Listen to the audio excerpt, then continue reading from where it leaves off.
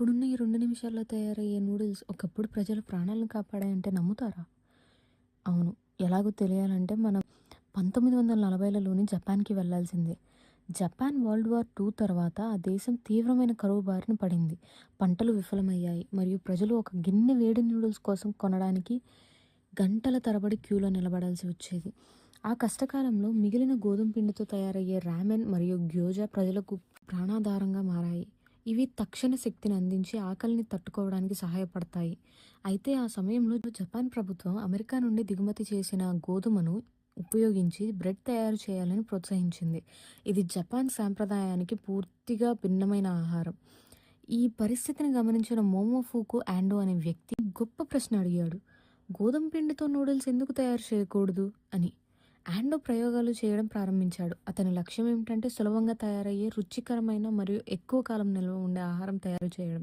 అనుకోకుండా అతని ఇంటి వంటగదిలోనే అతనికి సమాధానం దొరికింది.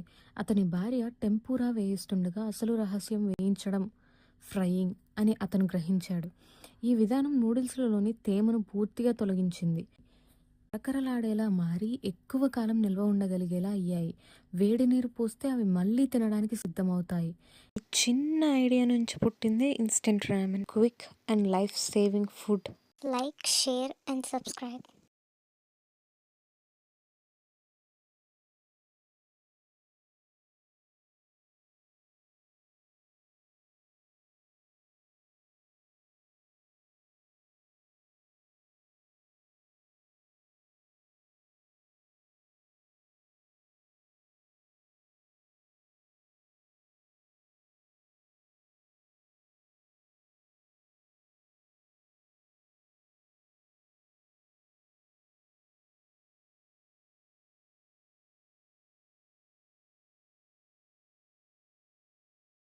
కొత్త విషయాలు తెలుసుకుంటున్నారు అని అనుకుంటే ఛానల్‌ని సబ్స్క్రైబ్ చేయండి. Thank you.